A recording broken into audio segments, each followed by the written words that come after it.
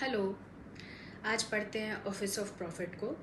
Office of profit जो है, इसका सबसे पहला मेंशन, जो सबसे पहला इसका कंसेप्ट था, ये हमारा आया है ब्रिटिश से। ब्रिटिश में ये जो सबसे पहला इसका मेंशन था वो था इंग्लिश एक्ट ऑफ सेटलमेंट 1701 में।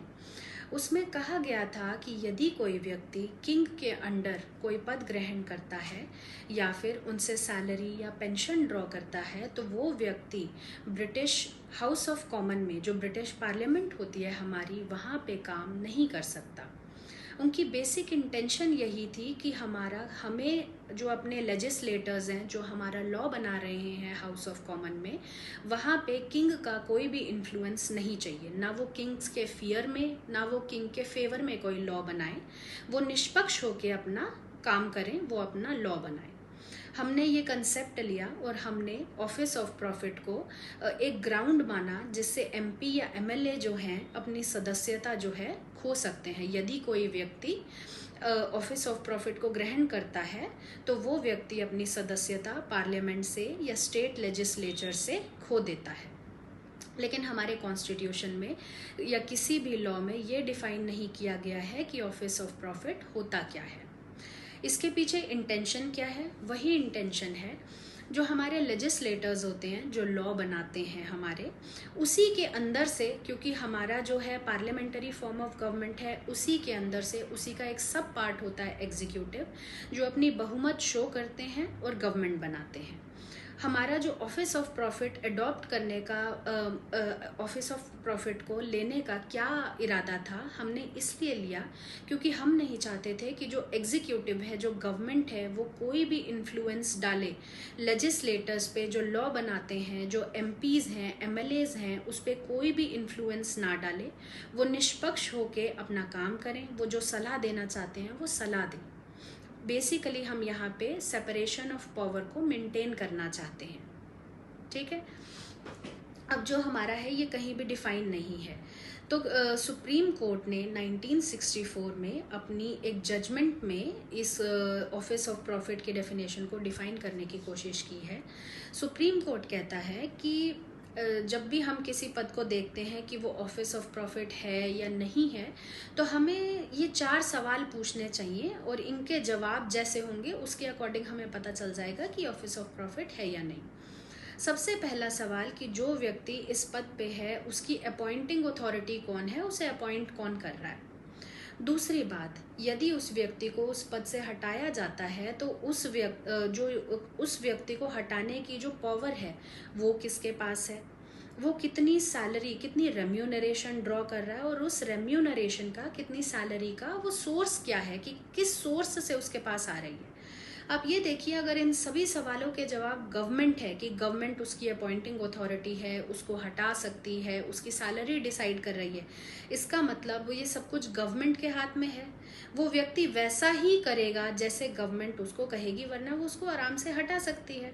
इसका मतलब गवर्नमेंट उसको अपने जो है उसको प्रेशराइज कर सकती है, फोर्स कर सकती है कि तुम मेरे अकॉर्डिंग काम करोगे। तो ये एक ऑफिस ऑफ प्रॉफिट है। ठीक है।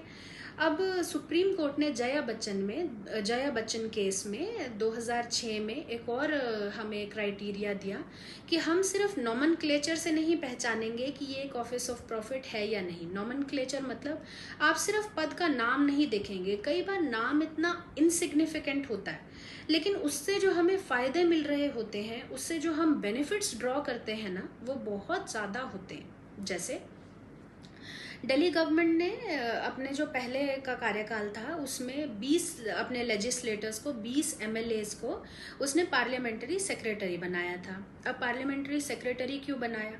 क्योंकि हमने 91st कॉन्स्टिट्यूशनल अमेंडमेंट एक्ट से क्या किया था, जो मिनिस्टर्स का साइज था, काउंसिल ऑफ मिनिस्टर्स का, हमने उसे लिमिट कर दिया था। मतलब जो हमारे हाउस की स्ट्रेंथ है ना, जो हमारे पार्लियामेंट की, जो उस हाउस की स्ट्रेंथ है, उसके 15% से ज़्यादा आप मिनिस्टर्स नहीं रख सकते। और ये स्टेट लेजिस्लेचर्स पे भी लागू होता है। दिल्ली के लिए वैसे जनरली हमारा ये 15% है, मतलब अगर हम सेंटर में देखें या फिर स्टेट में देखें। लेकिन अगर हम दिल्ली गवर्नमेंट के लिए देखते हैं तो ये 10% है। मतलब दिल्ली गवर्नमेंट, जो दिल्ली स्टेट लेजिस्लेचर है हमारा, उसकी स्ट्रेंथ है 70।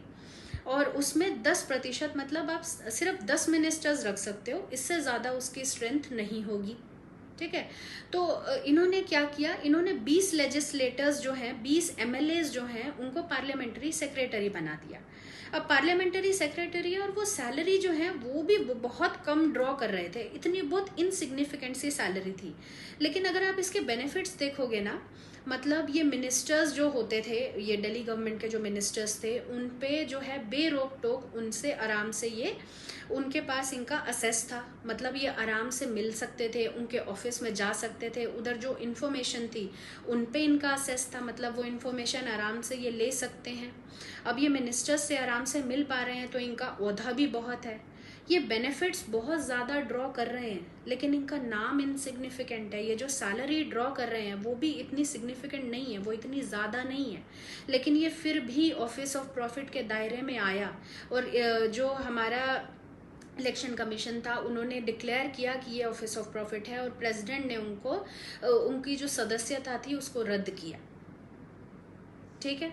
तो ऑफिस ऑफ प्रॉफिट मैं एक बार समअप कर देती हूँ आपके लिए। ऑफिस ऑफ प्रॉफिट बेसिकली हम कहना चाहते हैं कि हम सेपरेशन ऑफ पावर को मेंटेन करना चाहते हैं, और हम चाहते हैं कि गवर्नमेंट जो है हमारे लेजिस्लेटर्स पे कोई भी अनड्यू इन्फ्लुएंस नहीं डाले, और जो लेजिस्लेचर्स हैं निष्पक्ष होके वोट करें, और वो जो लॉ बनाएं वो पब्लिक इंटरेस्ट में हो, ना कि गवर्नमेंट के इंटरेस्ट में, कि गवर्नमेंट कैसा चाहे वो अपनी मर्जी से अपने जो कॉन्स्टिट्यूएंसी है उसको रिप्रेजेंट करें, उनके मत रखें कि इस लॉ से उनको क्या फ़ायदा है, क्या नुकसान है।